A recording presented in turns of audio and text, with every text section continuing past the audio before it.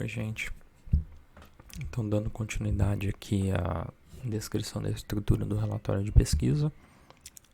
No vídeo anterior eu apresentei brevemente a capa do trabalho e também descrevi como que os pontos estarão distribuídos no relatório de pesquisa. Foquem-se nestas colunas de relatório de pesquisa e não de projeto de pesquisa, porque o que nós estamos fazendo é um relatório de pesquisa.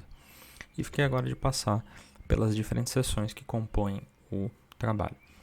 Bom, o primeiro ponto é que, como nós falamos, nós não estamos seguindo todas as normas da APA, tá? Então, seguinte, quando as normas da APA dizem uma coisa e a estrutura do relatório diz outra, sigam a estrutura do relatório, tá? Por quê? Porque às vezes acontece também de periódicos científicos dizerem que seguem as normas da APA, mas ele abre uma exceção a essas normas, e aí nesse caso você sobrescreve as normas da APA a essa consideração.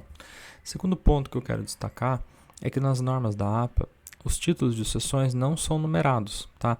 Aqui eles estão numerados para dizer o que deve constar no trabalho de vocês. Então tem cada um dos pontos aqui, eu vou passar um a um por eles agora, mas no relatório vocês não precisam numerar, tá? Porque a numeração não faz parte das normas da APA. Tá, então vamos lá. Um resumo e um abstract. No caso que vocês não precisam fazer o abstract, o resumo é suficiente. O resumo ele deve conter no máximo 120 palavras e ele deve incluir uma apresentação brevíssima do trabalho. Objetivo, referencial teórico adotado, hipóteses, método, resultado e sugestões para estudos futuros. O resumo em português é obrigatório e em inglês é opcional, e ambos podem ser incluídos em uma única página. Olha só, o resumo é a última coisa que você faz do trabalho. Por quê? Porque você pega todo o trabalho e você compila as frases mais importantes que montam a síntese daquele trabalho. Então você pega, por exemplo, Baker aqui. Bom, ele vai ter aqui... aqui ele deu uma breve contextualização. Parceiros íntimos frequentemente discutem entre si as causas de e as soluções para seus problemas de relacionamento. Essas informações discutidas podem moldar o comportamento dos parceiros e, portanto, facilitar a resolução de problemas. A capacidade de parceiros de codificar e de posteriormente recordar tais discussões conduziria a maiores declínios na severidade daqueles problemas. Aqui eles já apresentaram toda a contextualização, né, do que eles vão investigar, e depois eles já começam a falar o que foi feito no estudo, né, as 4 etapas do estudo aqui, e depois eles já começam a falar de resultados, né. Então deixa eu grifar aqui para deixar isso claro. Essa aqui é a contextualização do problema deles, tá? Aqui eles já entram no método, né? Eles fazem um método muito resumido, eles não falam muitos detalhes, evidentemente, porque eles não têm espaço para isso. E aqui eles descrevem os principais resultados e aqui eles falam das implicações desses resultados, tá? Tudo isso num texto brevíssimo, muito curto, muito resumido. E a última coisa que geralmente você faz, porque você já tem a visão do todo, né? E é um quebra-cabeça mesmo. Você cria o texto, você vai montando ali, dá 150 palavras, você descobre qual palavra você pode cortar, o que é menos importante para o leitor compreender. E aí você toma as suas decisões, tá? Bom, agora pegando o início do texto mesmo, que seria o início da introdução ali. Começo do texto, eu gosto de uma analogia. Eu vou desenhar aqui, eu desenho mal pra caramba, então relevem isso, por favor. Eu vou desenhar, na verdade, utilizando isso daqui. Deixa eu aumentar aqui. Bom, não sei por que eu estou fazendo isso exatamente, mas vamos lá. Bom, não, é só isso daqui. Tá, então vamos ver se vai dar certo aqui meu desenho. Tá, como eu disse, eu não desenho bem, tá, gente? Então vocês relevem aí. Bom, isso daqui, esse meu desenho lindo aqui, era para ser uma ampulheta, tá? Então, uma ampulheta... Nossa, ficou muito bom, né? Tá. Uma ampulheta, ela começa larga em cima, ela fica estreita embaixo, fica até mais estreita do que isso, né, gente? O desenho realmente ficou muito ruim. Deixa eu fazer com lápis aqui, que talvez fique melhor. Pincel, vamos ver. Cadê aqui? fazer aqui minha ampulheta. Nossa! Olha lá que beleza, hein, gente? Nossa! Ainda bem que eu não sou desenhista profissional, senão eu ia passar necessidade. Bom, essa aqui é a minha belíssima ampulheta, tá? Pintar ela. E o que acontece? A ampulheta, ela é grossa ou larga, né? Em cima, embaixo. E ela vai estreitando, afunilando aqui no meio. Eu acho legal essa metáfora para falar de como que é a estrutura de um texto. O texto, você parte do geral. Então, você geralmente começa o primeiro parágrafo do geral. O que é o geral? Percepção, atenção, memória, tomada de decisão. Se estiver estudando outras coisas em psicologia social, pode ser comportamento grupal, endogrupo versus exogrupo. Só que você não traz o conceito ainda. Às vezes você dá um exemplo, conta uma historinha muito breve ali para ilustrar o seu ponto. Não joga conceitos muito específicos no colo do seu leitor, porque às vezes o leitor que está ali no seu texto não é especializado no assunto. Então, geralmente o primeiro parágrafo ele é mais geral. Por exemplo, distorções de memória, né? Por exemplo, se dá um exemplo de uma pessoa que... Eu só estou ilustrando aqui, não estou falando que vocês precisam fazer isso, gente. Só uma dica. Você dá exemplo de uma pessoa que vivenciou uma situação e depois se lembra falsamente de ter vivenciado uma outra situação que ela não vivenciou, por exemplo. Aí depois você começa a vir com os conceitos. O que você está investigando, né? Você vai falar sobre memória, falsas memórias, ou pecados de memórias, distorções de memórias, enfim. Então você começa do geral, né? É isso que eu estou tentando ilustrar aqui por meio dessa parte mais larga. E aí você vai estreitando. Então você saiu do geral, né, da historinha que você contou, até você chegar no específico, que é o ponto mais estreito aqui. Esse ponto mais estreito é quando você chega no seu objetivo. O seu objetivo é o ponto mais específico que você vai chegar. Porque você não fala, convenhamos, que o objetivo da sua pesquisa é entender memória. Né? Isso não é um objetivo viável, factível de ser atingido por meio de um estudo empírico. Você quer entender algum aspecto da memória. Qual que é? Eu quero investigar a relação entre minha VI e minha VD. Né? Você vai dizer qual que é a sua VI e sua VD. Ou investigar não sei o que. Ou testar a teoria X por meio de um estudo experimental, blá blá blá blá blá. Tá? Então, assim, o ponto mais específico aqui é o seu objetivo, as suas hipóteses, enfim. Então, você vai afunilando na introdução até aqui. E depois vem a parte de baixo, que eu vou falar daqui a pouco. Eu volto aqui no meu belíssimo desenho. Então, o que é a fundamentação teórica? É uma contextualização, uma explicação. Qual é a literatura relevante para o fenômeno que você está investigando? Você não vai falar sobre tudo, evidentemente, não tem espaço para isso, não pode citar tudo. Você tem que selecionar quais são as referências mais relevantes para definir os conceitos que são importantes, definir talvez o paradigma que você está utilizando. Qual que é o paradigma que você está utilizando de investigação? É o paradigma da falsa informação ou da desinformação da Elizabeth Loftus? É o paradigma de falsas memórias? É um paradigma de conformidade de memória? É o paradigma de rotação mental? O que você está utilizando, tá? Então você vai definir isso ali já explicando o que é o paradigma, como que ele funciona, como que é a tarefa em geral, como que você detecta se houve ou não falsas memórias nesse paradigma, para dar uma contextualização geral para o seu leitor do que virá depois, quando chegar no método, né? Em alguns casos, quais são as teorias, ou qual é a teoria, né? Pode ser no singular, no plural, dependendo do caso, que são importantes para entender o fenômeno de interesse, né? O que se sabe já sobre o fenômeno, quais são as variáveis importantes que afetam aquele fenômeno, né? Quais são as questões em aberto, né? O que a gente ainda não sabe, ou o que está sendo mostrado como contraditório numa determinada literatura. Por exemplo, tem resultados que eles são muito consistentes. Você faz o estudo de rotação mental e você observa de novo, você observa ali o efeito ali, a relação entre a angulação das imagens e o tempo gasto para tomar uma decisão de que as imagens são iguais, né? Isso vai se replicando. Agora tem alguns achados que eles são inconsistentes. Um grupo de pesquisa acha um resultado, o outro acha um resultado diferente. Aí depois vem um terceiro grupo e acha um resultado igual ao do primeiro. Vem um quarto grupo e acha um resultado igual ao do segundo. E aí você tem as as polêmicas, as inconsistências, as questões que ainda precisam ser solucionadas no campo. Quais são as questões polêmicas, quais são as teorias concorrentes, né? Quais são os dados que apoiam a existência daquele fenômeno, né? Quais são os dados que mostram que aquele fenômeno tem condições limítrofes, talvez, por exemplo. Esse fenômeno ele acontece sob essas circunstâncias, sob essas situações. Sobre tais situações ele não acontece. Vou dar um exemplo aqui e depois eu volto a isso. Poderia ter o exemplo, por exemplo, do efeito Stroop. Efeito Stroop. Ele acontece assim, assim, assado. O efeito Stroop é definido por um menor tempo de reação na condição congruente do que na condição incongruente.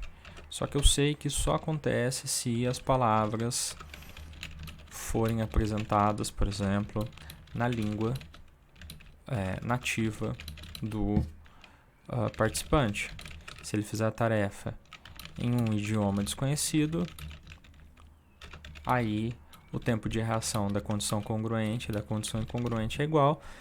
Logo, porque para ele, na verdade, não tem nenhuma congruência ou incongruência ali. É tudo conjunto de letras desconhecidas e sem sentido.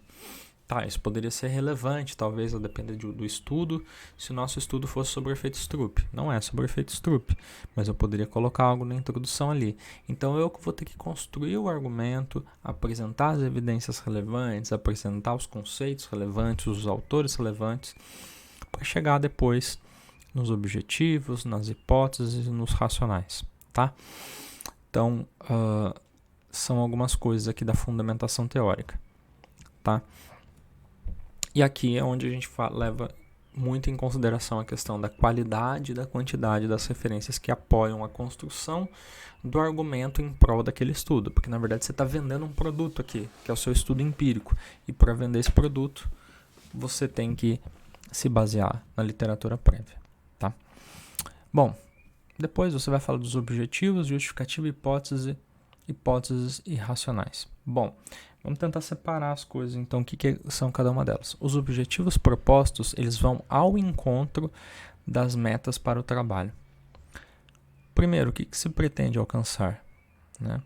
Segundo, os objetivos eles podem ser descritos como gerais, quer dizer, um objetivo mais amplo, e ou específicos, né? Às vezes eu tenho um objetivo geral e uma série de objetivos específicos que contribuem individualmente para que o objetivo geral seja atingido. Depende do caso, você pode utilizar só o objetivo geral. Dependendo do caso, quando um problema é um pouco maior, ele pode ser decomposto em objetivos específicos.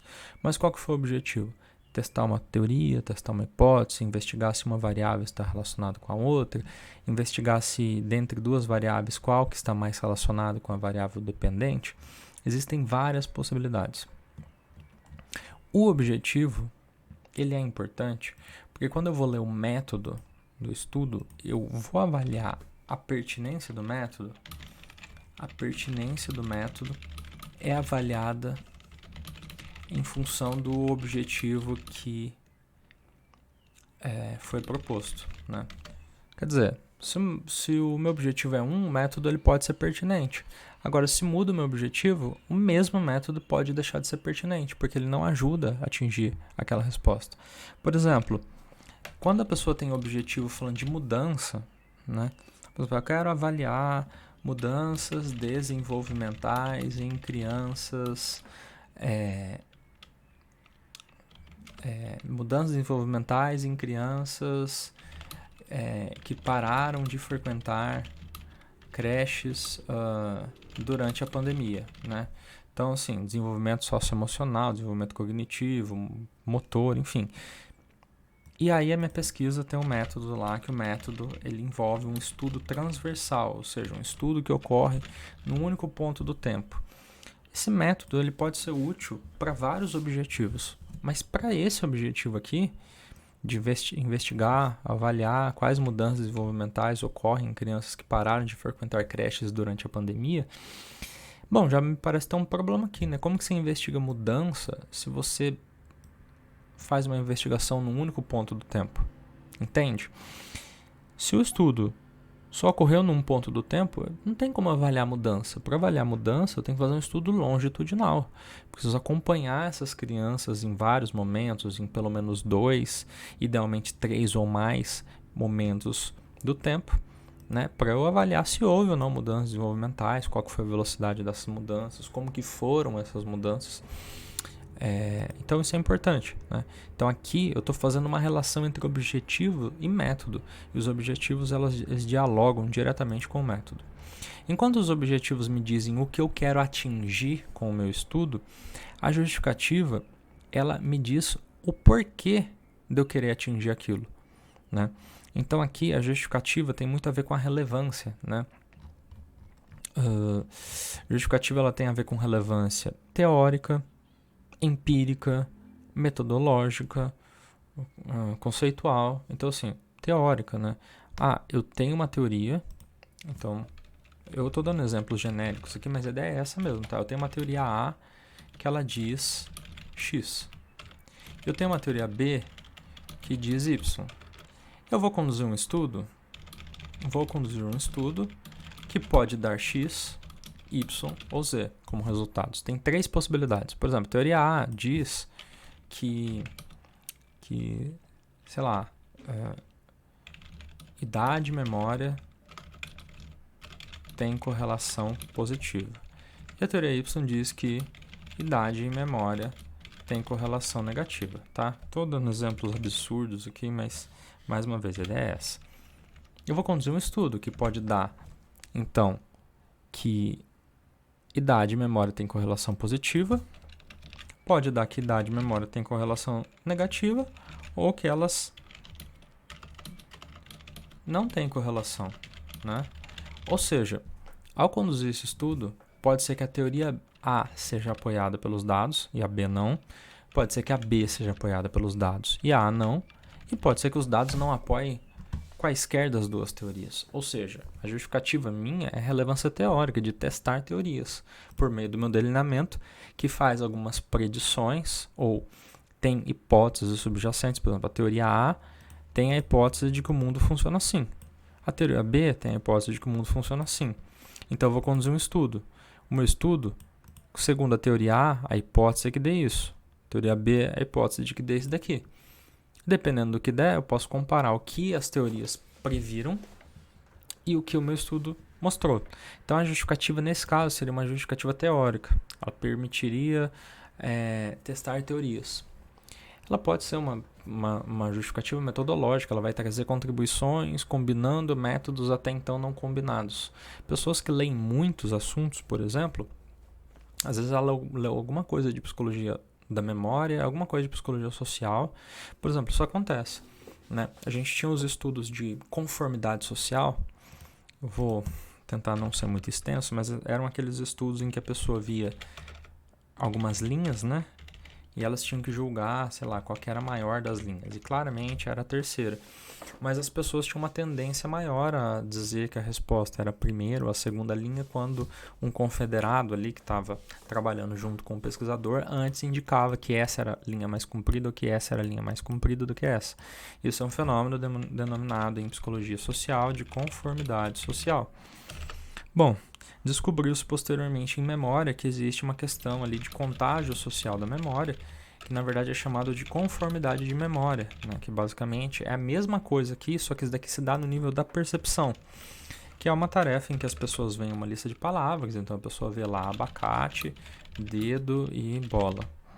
E depois, quando a pessoa ela é perguntada se ela viu abacate, ela diz que sim. Ela viu nariz? Ela diz que não. Só que quando a pessoa responde depois de um confederado, o confederado diz não, por exemplo, aqui. E aí a pessoa tem uma tendência maior a dizer não também. Mesmo se ela estivesse sozinha, ela dissesse sim. Nariz, ela viu antes? Ela não viu. Mas se o confederado disser sim, ela tem uma maior propensão a dizer sim. Então essa mudança da pessoa de propensão de dizer sim quando ela viu algo para dizer não, quando outra pessoa antes dela também disse que não viu, é o que a gente chama de conformidade de memória. Quando propuseram isso, bom, ali tem uma questão metodológica, né, em que você combinou uma pesquisa em psicologia social que envolvia percepção e como que a percepção, ou pelo menos o relato da percepção, era alterado pela presença de outros indivíduos no ambiente, agora para como a memória é alterada, o relato de memória é alterado em função do que outras pessoas no ambiente disseram. Poderia dizer que um estudo que combinou algo que já era feito em psicologia social com algo que acontece em memória tem uma contribuição teórica, mas também tem uma contribuição metodológica ali, porque eu estou desenvolvendo um novo paradigma experimental. Pode ter também uma relevância aplicada. Por exemplo, eu posso estar desenvolvendo um tratamento. Esse tratamento tem como potencial salvar vidas, melhorar a qualidade de vida das pessoas, melhorar a saúde mental, diminuir rotatividade nas organizações, diminuir incidência ou melhor, prevalência de burnout, enfim. Existem várias possibilidades e a justificativa, evidentemente, vai depender do que eu estou fazendo. Eu estou testando uma hipótese, estou testando um tratamento que vai melhorar a vida das pessoas, estou tentando combinar novos métodos, enfim. Citei apenas algumas possíveis justificativas aqui para a relevância de um trabalho, né? Bom, falei de objetivos e justificativos, os dois andam de mãos dadas. Agora, hipóteses irracionais também andam de mãos dadas. O que é uma hipótese? A hipótese é uma asserção passível de verificação, e sua formulação geralmente captura a relação entre a VI e a VD. Bom, uma hipótese, ela não é qualquer asserção, ela é uma asserção passível de verificação. Então, anjos têm asas? Se eu falo anjos têm asas, bom, olha, primeiro que não tem como a gente verificar isso porque nós nem sabemos se anjos existem ou não. Então essa é uma questão que ela está para além do domínio do escopo da ciência. Agora, eu posso avaliar se, sei lá, sapos têm dentes. Poderia avaliar isso. Não sei por que alguém perguntaria isso, mas isso poderia ser avaliado, né? Então seria uma possibilidade. Eu poderia avaliar se uma dose maior, né? E aí eu poderia falar 5 miligramas de um medicamento produz é mais efetiva, não é mais eficaz no tratamento né, de uma doença, de uma condição clínica, do que uma dose menor, por exemplo. E aí teria que definir a dose ali, porque eu não entendo de farmacologia o suficiente para falar sobre isso, mas esse seria um exemplo, né? Treino de habilidades sociais contribui para que, para que crianças tímidas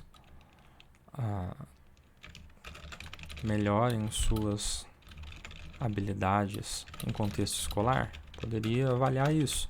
Isso é passível de verificação. Eu posso bolar um treino de habilidades sociais voltados para crianças de determinada faixa etária, que possa de alguma forma objetiva ser avaliada como tímida em detrimento de outras crianças que não são avaliadas assim, e ter uma medida de desempenho ali que indique se as habilidades dessas crianças em contexto escolar estão mais reduzidas, menos reduzidas, e tudo isso eu posso verificar, tá? Então, se eu coloco isso na forma afirmativa, olha, eu estou dizendo que o treino de habilidades sociais, ele contribui para que crianças tímidas melhorem sua habilidade em contexto escolar.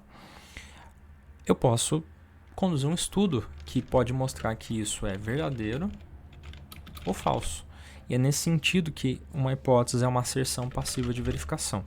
Se eu falo, por exemplo, que a correspondência entre os contextos de codificação e de recuperação melhora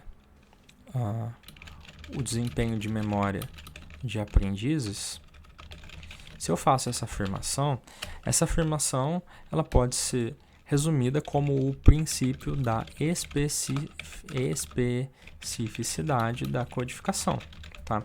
Então, a minha hipótese é essa. A minha hipótese é de que a correspondência entre os contextos de codificação e de recuperação, ela melhora o desempenho de memória de aprendizes. Como que eu posso testar isso? Bom, eu posso pegar um conjunto de participantes, né? O exemplo lá do Bedley. Ele pega um grupo de pessoas, eles estudam palavras. Então, aqui é a codificação e aqui é a recuperação. Vou escrever completo aqui, codificação E aí alguns participantes estudam as palavras submersos, né, eram mergulhadores, e depois eles fazem um teste também submersos, outros estudam submersos e depois eles fazem um teste na superfície, outros estudam na superfície e fazem um teste submersos, e o outro grupo na superfície e depois fazem um teste de memória na superfície. E aí ele equipara, controla várias coisas para garantir que as pessoas tinham a mesma condição, o mesmo tempo para estudar as palavras na superfície ou submersos, né, esses mergulhadores. Bom, essa asserção, a correspondência entre os contextos de codificação e de recuperação, melhora o desempenho de memória de aprendizes, ela é passível de verificação porque existe um resultado que mostra que ela é verdadeira. O resultado que mostra que ela é verdadeira é se o desempenho for maior nas condições em que havia correspondência e menor nas outras, ou seja, quando estava submerso, o desempenho foi maior. Quando estava na superfície foi maior. E quando estava nessas duas condições aqui em que houve inversão de submerso para superfície e de superfície para submerso, o desempenho é menor. Então, se esse padrão empírico emergir, nós dizemos que a hipótese foi corroborada pelos dados, ou seja, ela foi apoiada pelos resultados empíricos. Agora, se der algo diferente disso, se for ao contrário, esses dois forem menores e esses foram maiores, ou esses dois forem maiores e esses dois forem menores, por exemplo, numa situação em que esses dois aqui são maiores e esses dois aqui são menores, bom, se esses dois são maiores, o que eles têm em comum? Eles têm em comum que a codificação ocorreu em contexto submerso. Então, na verdade, minha conclusão é que, na verdade, não é correspondência entre os ambientes de codificação e de recuperação. É o ambiente de codificação que afeta o desempenho. E, por algum motivo, codificar o material submerso é melhor do que na superfície, tá? Então, isso é o que me permite testar aqui algo. Pegando um exemplo lá do primeiro exercício, porque eu acho legal retomar algumas coisas que nós vimos já na disciplina. Bom, lá no primeiro exercício, né, na atividade 1, eu falo o seguinte: na tarefa de Stroop, cada participante é exposto a uma série de palavras, blá blá blá blá blá, tem as condições congruente e incongruente, que tem a ver com a relação entre a cor da palavra e o texto contido nessa palavra, né? E aí depois tem um item aqui que a gente fala o seguinte,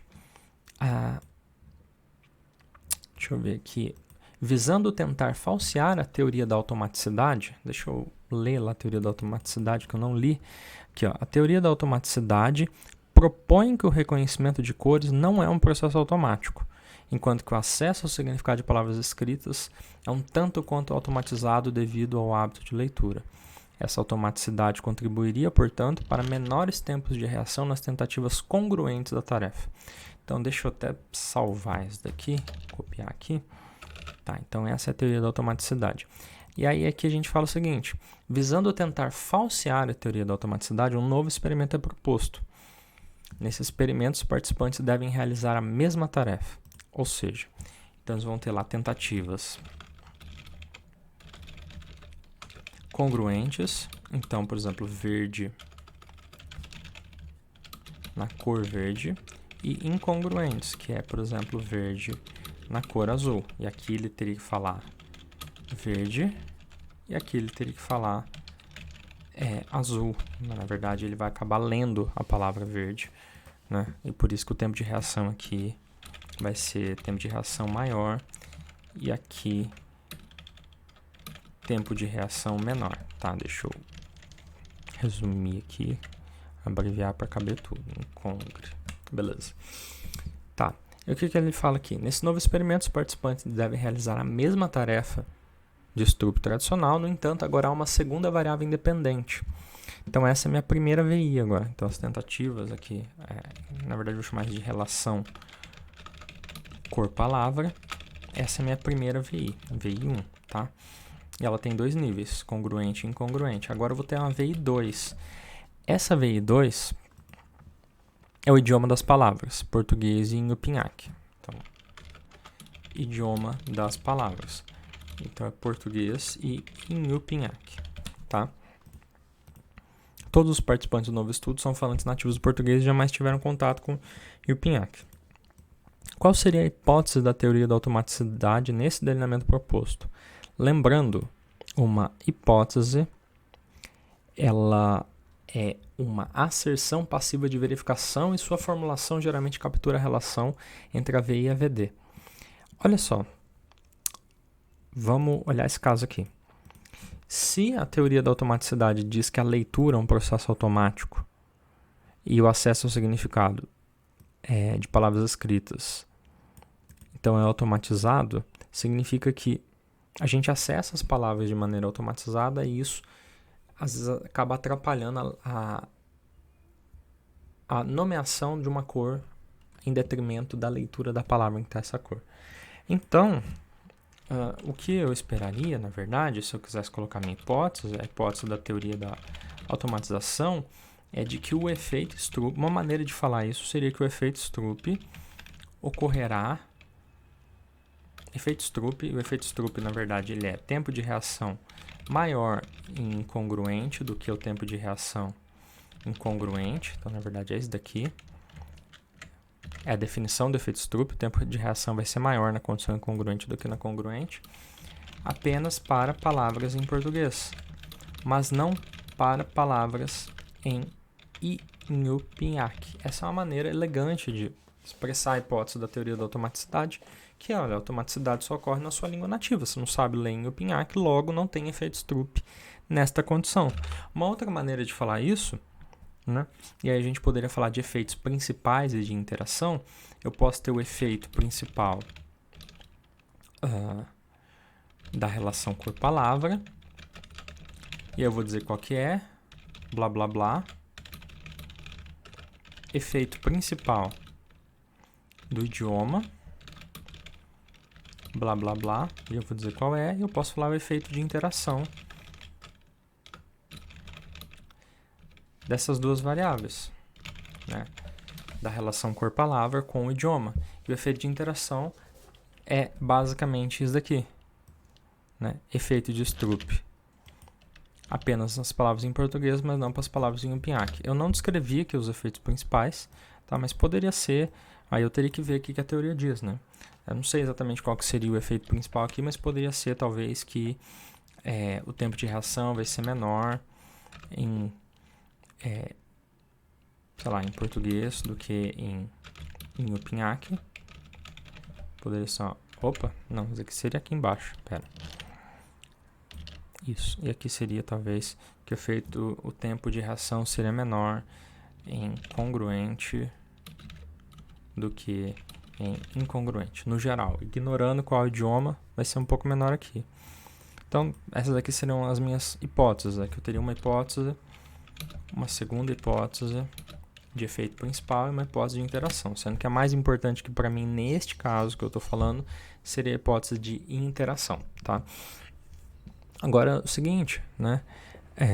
Vamos ver mais algumas coisas aqui. Em estudos experimentais, a hipótese deve ser proposta antes da verificação do estudo experimento. Ou seja, o que é a hipótese? A hipótese é um jogo. É um jogo em que sentido? Eu pego um dado, eu pego dois dados com faces de 1 a 6. E aí a minha hipótese é vai sair números com a face para cima que somam 7. Bom, tem como eu testar isso, né? Bom, basta eu jogar os dados e depois ver o que deu. Se o dado saiu 2 em um dado e 5 no outro, a minha hipótese foi apoiada pelos dados, e nesse caso os dados, literalmente os dados. Agora, eu poderia ter uma situação que saiu aqui 1 e no outro saiu 2, e aqui a hipótese ela não foi apoiada ou foi refutada pelos dados, tá? Então, ela é uma hipótese passível de verificação porque eu posso testá-la, né? Quer dizer, eu não joguei os dados ainda, eu tenho 2 dados. E eu posso dizer, se jogar 2 dados, vai sair um número que a soma dos números vai ser igual a 7. E existem resultados que apoiam a hipótese, existem resultados que rejeitam a hipótese. O que seria uma hipótese ruim, na verdade? Seria se eu falasse que a hipótese é a soma dos dados vai dar um número natural positivo. Poxa, mas tem o número de 1 a 6, então eu nem preciso conduzir a pesquisa, porque na verdade qualquer resultado, né, não existe, né? Vai ter um conjunto vazio ali. Hipótese não foi apoiada pelos dados. Não existe um resultado que refute essa hipótese. Por quê? Porque todos os resultados possíveis vão apoiar a hipótese. Então, esse é um estudo que não tem graça conduzir, né? Porque qualquer resultado ele vai apoiar. Então, em geral, nós colocamos a nossa hipótese antes de coletar os dados, ou antes de jogar os dados para cima, no meu exemplo, e nós formulamos uma hipótese que ela pode dar ruim, ela pode dar errado, sabe? Então, você falar assim, vai ter um jogo de futebol hoje, quanto vai dar o jogo? Vai dar 2-2. Essa é a sua hipótese. Espera acontecer e vê o que acontece, tá? Então, são alguns exemplos aqui de hipóteses, tá? Hipótese é antes de coletar os dados, tá? O que mais? Eu falei que a hipótese ela é dada em termos de VI e VD. Se você olhar o exemplo anterior que eu falei aqui sobre o efeito Stroop, quando eu estou falando que o efeito Stroop, eu estou falando o efeito Stroop nada mais é do que a VD em função do nível de uma VI. Por quê? Porque a minha VI é a relação cor-palavra, certo? E ela tem 2 níveis, congruente e incongruente. Então, a VD para o nível incongruente vai ser maior do que a VD para o nível congruente dessa mesma VI, relação cor-palavra. Ok? Então, propõe hipóteses enquanto resultados esperados, ou seja, medidas verificáveis das variáveis dependentes em função das variáveis independentes e seus níveis. Por exemplo, considere a ilustração sobre um estudo de memória, né? Estudo de memória. É esperado uma maior taxa de itens recordados quando forem utilizadas palavras mais concretas do que quando forem utilizadas palavras mais abstratas. Então, aqui, qual que é a minha VI? A minha VI, evidentemente, é concretude, tá? Essa é a minha VI, nesse exemplo, e ela tem 2 níveis. Vou chamar aqui de concretas e abstratas. Vou ter palavras que elas podem ser classificadas como mais concretas e mais abstratas, tá? E aí eu vou ter a taxa de itens recordados. Então, vamos supor que o participante viu 20 palavras, tá? 20 palavras. E eu estou assumindo aqui que o número de palavras recordadas, na verdade a taxa, né, o percentual, talvez, o percentual de palavras concretas vai ser maior que o percentual de palavras abstratas que os participantes, em média, vão recordar. Então, essa é a minha hipótese, né? Eu tenho aqui a taxa de palavras, que é a minha variável dependente, em função de um nível da variável independente, concreta, versus essa mesma VD em função do outro nível da variável independente, né? O que rejeita a hipótese, né? É se o percentual de palavras concretas for menos recordado do que palavras abstratas, ou ainda se o percentual de palavras concretas for recordado na mesma taxa que o percentual de palavras abstratas, né? Recordei o mesmo tanto, então esses 2 estados do mundo, caso observados, eles rejeitariam a minha hipótese, tá? Então, isso é uma hipótese aqui de efeito principal nesse caso. Então, nós temos hipóteses de efeito principal e de efeito de interação. Bom, a gente vai ter hipótese de efeito principal sempre que a gente tiver uma única VI, né? Hipótese de efeito principal. Significa que é o efeito de uma variável independente, independentemente das outras variáveis independentes, tá? Agora, hipótese de efeito de interação, eu só vou ter quando eu tenho que ter pelo menos 2 VIs. Posso ter mais? Posso, mas eu tenho que ter pelo menos 2, tá? Deixa eu ver se eu consigo pegar um exemplo aqui do Baker, por exemplo. Bom, o Baker, o estudo dele não é experimental, propriamente dito, mas eu vou utilizar isso daqui, porque eles dão as hipóteses deles aqui. Deixa eu ver se eu acho como que eles colocam. Aqui, nós hipotetizamos que casais, então estudo lá dos casais com seus, basicamente qual que é a medida deles, a VD. Então vamos lá, Baker et al. a VD deles é a severidade do problema conjugal, tá? Esse que eu vou chamar de VD. O que seria a VI deles? Não é VI propriamente dita, porque não é manipulado isso, né? Mas vamos fazer de conta que é um experimento. Seria a capacidade de memória de trabalho do parceiro romântico, né?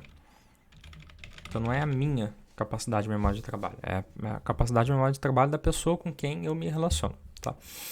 É isso que eu estou tomando como variável dependente. Então, a pessoa que se relaciona comigo, uma variável independente vai ser a capacidade de memória de trabalho minha, né? Porque eu sou a pessoa com quem ela se relaciona. Agora, a outra variável independente que a gente poderia considerar aqui seria o tempo, né? Então, essa aqui seria a variável independente 1. A outra variável independente poderia ser o tempo aqui, tá? E aqui, eles vão dividir pessoas com baixa e alta capacidade de memória de trabalho. Esse tempo aqui vai ser imediato, se eu não me engano, 3 e 6 meses depois. Deixa eu ver. Não lembro mais quanto tempo que é. Cadê aqui os resultados deles? 4 e 8 meses depois. Então, na verdade, aqui é imediato, aqui é 4 e 8 meses. Então, basicamente, eles têm duas variáveis independentes e uma variável dependente. Então, eles podem ter uma hipótese. As hipóteses deles são um pouco mais complexas que isso, tá? Eu vou falar da hipótese de interação deles, porque, na verdade, eles explicitamente falam só da hipótese de interação, tá? Qual que é a hipótese deles de interação? A hipótese deles de interação é que a VD, então a severidade do problema conjugal, diminuirá mais para pessoas que têm parceiros com alta capacidade de memória de trabalho, em comparação com pessoas que têm parceiros com baixa capacidade de memória de trabalho. Em outras palavras, eles estão dizendo o seguinte: olha, se você está num relacionamento, você discutiu um problema que é importante para você, independentemente das pessoas terem baixa ou alta capacidade de memória de trabalho, em média, a severidade dos problemas de todo mundo no começo vai estar igual. Todo mundo está no mesmo buraco, vamos dizer assim.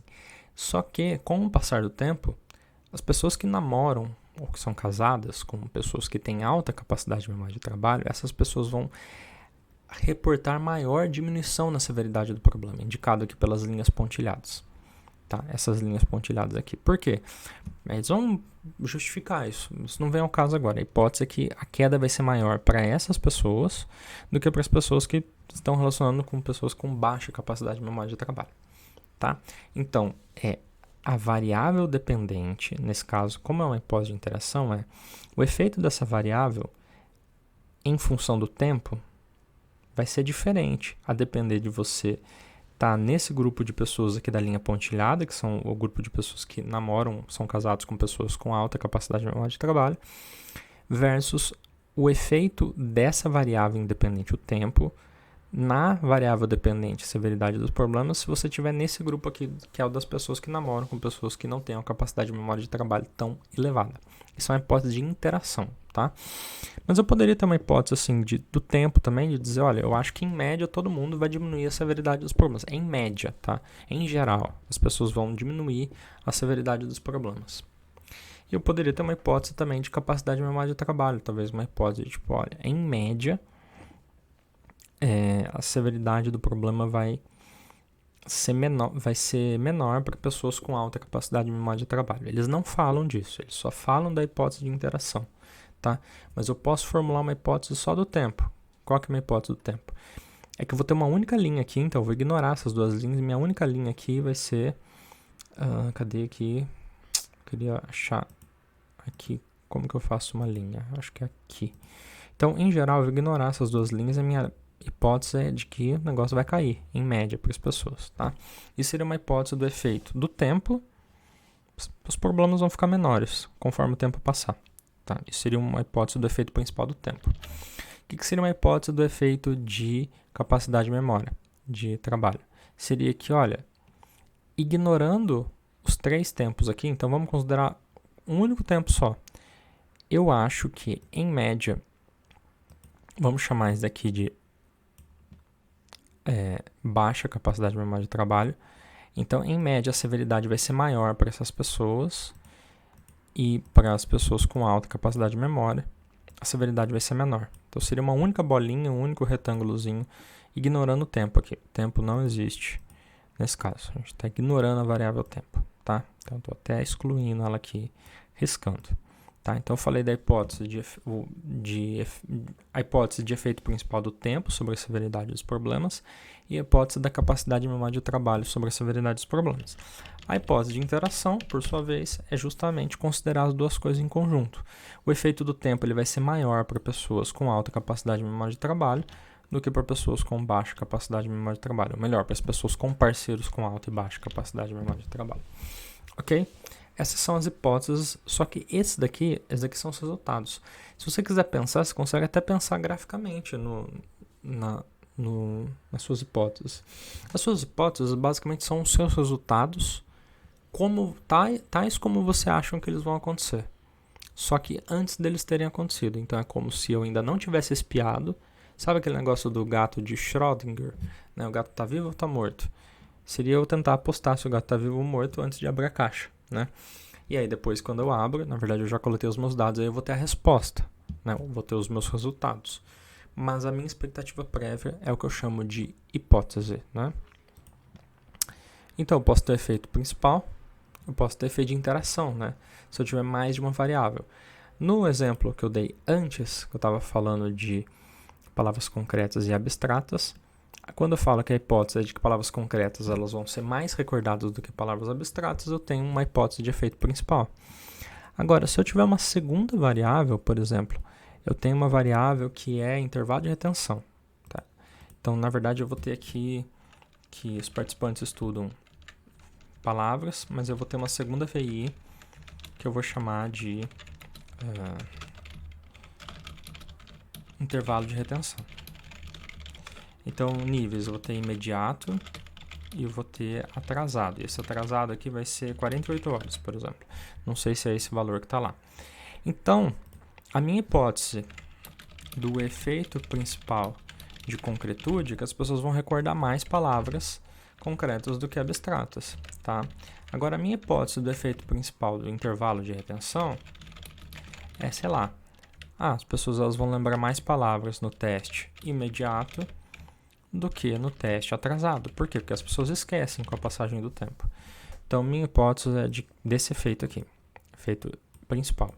Então, para minha VI1 eu tenho uma hipótese, para minha VI2 eu tenho outra hipótese da relação dela com a VD, e minha hipótese de interação poderia ser, talvez, de que o efeito de concretude será maior no teste atrasado do que no imediato, tá? Não sei nem se é isso que está lá, mas basicamente essa frase aqui que ela está dizendo, ou, em outras palavras, dizendo a mesma coisa que eu estou dizendo aqui, é que eu estou dizendo que no intervalo atrasado, esse efeito aqui ele vai ser grande, sabe? As pessoas vão lembrar de bem mais palavras concretas do que palavras abstratas. No teste imediato, elas até vão lembrar mais de palavras concretas do que de abstratas, mas a diferença vai ser um pouquinho menor, tá? Então poderia ser aqui. Aqui as pessoas lembram, por exemplo, de 30% e aqui as pessoas lembram de 10%. E aqui, na verdade, as pessoas lembram de 70% e aqui elas lembram de 65%, tá? Então, essa diferença aqui é de 20% no teste atrasado e aqui a diferença é de 5%. Só dando como exemplo, tá? Então, isso seria o efeito de interação, tá? Bom, eu falei das hipóteses, mas eu não falei dos racionais. O que são os racionais? Ou rational, né? O rational, basicamente, é a minha justificativa ou o meu arrazoado, meu argumento lógico, teórico, baseado na literatura prévia para os resultados esperados. Enquanto que a hipótese me diz o que, então, dá até para eu colocar isso aqui, ó. Já escrevi tanta coisa aqui, a hipótese é o que vai acontecer. O que eu acho que vai acontecer. O que eu acho que vai acontecer. É isso que eu estou dizendo para o meu leitor. E o rational, né, eu estou dizendo por que eu acho o que eu acho que vai acontecer. Né? É como se eu estivesse dizendo, olha, eu acho que vai acontecer isso. E o rational é qual o motivo, né? O que me faz ter essa crença. Por exemplo, aqui no efeito do intervalo de retenção, então aqui eu tenho a hipótese de um efeito principal do intervalo de retenção. Eu poderia justificar isso falando que, olha, tem inúmeros estudos desde Ebbinghaus, nos primórdios ali da psicologia da memória, em 1885, há mais de 120 anos, né? Até mais que isso já. Ebbinghaus já mostrou que o intervalo faz com que o traço de memória se deteriore e, por consequência disso, as pessoas se recordam de menos informações num intervalo de retenção maior do que no intervalo de retenção menor. Logo, elas vão lembrar de menos palavras no intervalo de retenção maior. Então, é a minha argumentação, né? É tipo, eu não posso simplesmente dizer vozes da minha cabeça ou tirei do cu. Não posso dizer isso, né? Então, basicamente, o que você tem que dizer, no fim das contas, é da onde você tirou, né? Tirei do chapéu. Da onde foi? Foi da literatura? Às vezes você consegue justificar algo por meio de argumento lógico. Às vezes você consegue justificar por meio de estudos prévios. E às vezes você consegue justificar com base no que a teoria diz. Quando nós voltamos lá no exemplo do efeito Stroop, né? E eu estou passeando por vários exemplos porque eu acho que isso pode ajudar um pouco. No caso do efeito Stroop, quando eu falo lá que a hipótese da teoria de automaticidade é de que o efeito Stroop vai ocorrer na condição no idioma português, mas não no idioma em Yupinhaque, basicamente eu estou tirando isso das premissas da teoria de automaticidade. É com base na teoria. A teoria diz que o acesso ao significado das palavras lidas para falantes de um idioma é automático. Logo, se eu não falo um determinado idioma, como por exemplo em Yupinhaque, não tem como eu acessar automaticamente aqueles significados e logo isso não pode ter efeito ou não deveria ter efeito sobre os tempos de reação nas condições congruente e incongruente. Então, o meu rational aqui, o meu racional, é baseado pura e exclusivamente na teoria da automaticidade. Eu vou descrever, essa teoria diz isso, isso e isso. Dadas as premissas da teoria, dado que o meu delineamento se propõe a fazer, eu só posso acreditar que o resultado vai ser esse. Posso estar errado depois? Posso, evidentemente. Se eu tivesse certeza que eu estou certo, eu não coletaria os dados. Eu ficaria com a minha hipótese e pararia aí, né? Mas não, nós testamos a hipótese justamente para autocorrigir as nossas crenças e corrigir as teorias, tá? Então, aqui são dados mais alguns exemplos. E eu tentei dar um exemplo aí de hipótese, né? O outro caso também, para finalizar, se a gente olha, por exemplo, o próprio artigo sobre capacidade de memória de trabalho, os pesquisadores eles colocam ali quais são as hipóteses deles e eles colocam ali por que, né, que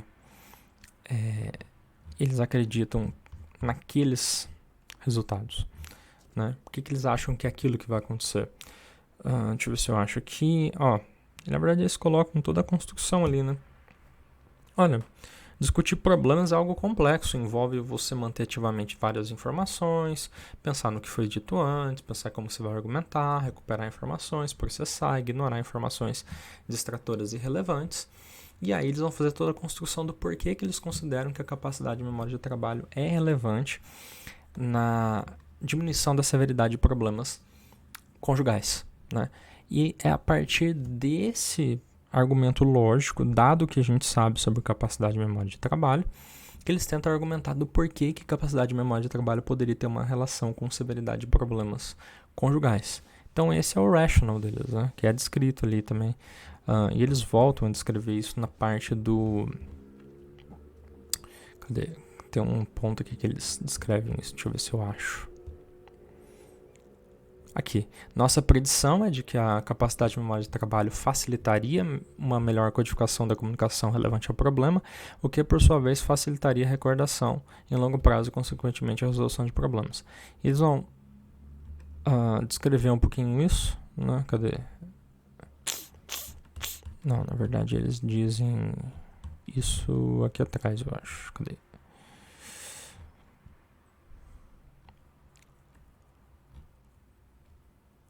Aqui. As análises primárias, eles até falam por que eles analisaram determinadas variáveis dependentes em detrimento de outras. Eles fazem essa justificativa que também compõe o rational deles. Então, quando vocês descrevem uma hipótese, por exemplo, a hipótese de rotação mental, né? Bom, os participantes vão levar mais tempo para responder quando a angulação for diferente. Por quê? Porque eu estou assumindo a hipótese de equivalência funcional em que os participantes manipulam essa representação mental dos objetos tridimensionais, tal como se estivessem manipulando esses objetos tridimensionais eles próprios no espaço. E como a manipulação no espaço leva tempo, e a hipótese da equivalência funcional assume que a representação mental é manipulada de forma análoga aos objetos no espaço, isso vai levar mais tempo, isso vai ser uma função linear da angulação das imagens, quão rotacionadas elas estão ou não. Tá? Isso seria um rational para explicar por que eu acredito que o resultado vai ser assim e não assado. Ok? Vamos ver. Ok. E aí nós chegamos no método, né? Eu expliquei até aqui que a gente chega nesse ponto aqui, nesse trecho da ampulheta, e agora é o momento que a gente abre de novo e vai estender isso. Mas eu vou falar um pouquinho da parte de baixo da minha ampulheta, desse belíssimo desenho, no próximo vídeo, tá? Por hora eu fico por aqui. Muito obrigado e até o próximo vídeo.